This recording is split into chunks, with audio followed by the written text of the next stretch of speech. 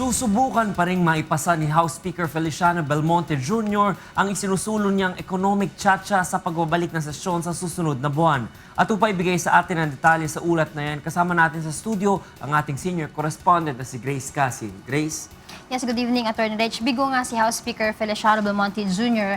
na pagbotohan kagabi yung panukalang economic tsa-tsa dahil kahit na mayroong quorum kagabi. Upang maipasa itong resolution sa third and final reading, nangangailangan ito ng 3/4 vote o 217 all in all sa lahat sa 289 na miyembro ng mababang kapulungan ng Kongreso. Bagamat nasa 267 yung mga mambabatas na dumalo sa huling araw ng sesyon kagabi, marami ani ang tumututol dito. Gaya na lamang daw nung ilan sa kanyang mga kasamahan mismo sa Liberal Party at ang kanyang mga kaibigan sa Kongreso. Pakinggan natin si House Speaker Feliciano Belmonte Jr.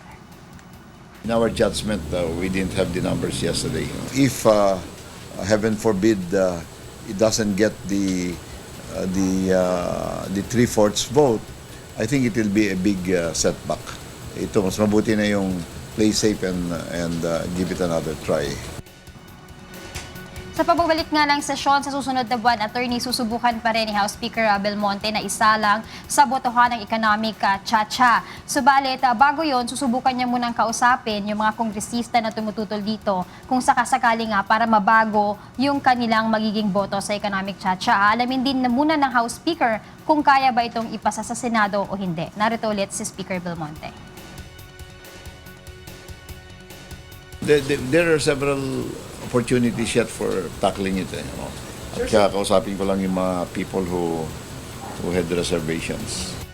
Samantala, patuloy pa rin naman na binabantayan ng mga kongresistang miyembro ng Makabayan Bloc ang pagsusulong ng economic tsa-tsa sa Kongreso. Iginigiit pa rin ni Bayan Muna Party List Representative Nery Colmenares na hindi maaaring magmay-ari ng malalaking lupain at negosyo ang mga foreign investor dahil ito daw ay magpapahirap sa mga manggagawang Pilipino. Narito si Congressman Nery Colmenares.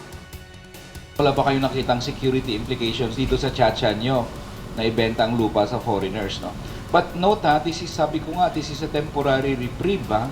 So, when we return in August, baka naman isalang ulit ito. So, tuloy pa rin yung pagbabantay namin.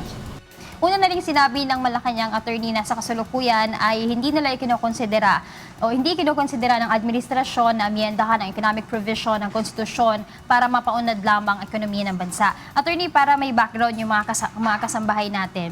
Doon kasi sa House, both Resolution number 1 ni House Speaker Belmonte, nililift yung restriction sa ilang mga provisions, especially with regards dito sa foreign investors. Meron niyang tatlong article yung binago dyan, Article 12, 14, and 16. Ibig sabihin niyan, dun sa Article 12 sa National Economy and Patrimony, maaari nang magmay-ari or magkontrol ng mga agriculture and forest and mineral lands at national parks yung mga foreign investor.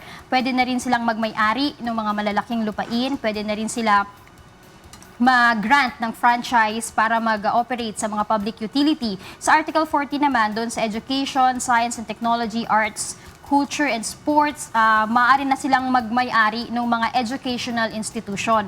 At doon sa Article 16, sa general provision, maaari na rin silang mag-manage, magmay-ari at mag-control ng mass media at ganun din yung mga advertising industry.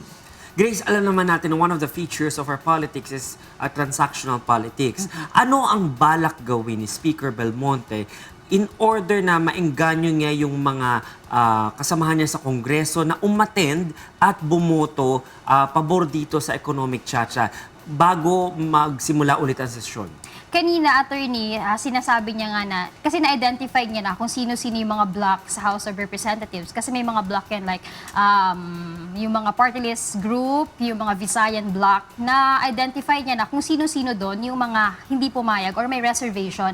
Handa siya nga i-explain sa mga yon kung ano-ano ba yung tinututulan nila, bakit kailangang ipasa ito. At once na makuha niya na yung mga, kumbaga yung boto ng mga kaibigan niya na yun, even mga kasama niya sa Liberal Party, tsaka niya isusulong yung pag-vote nito sa third and final reading. Pero of course, syempre, kailangan niya muna ring i-sure yung attendance.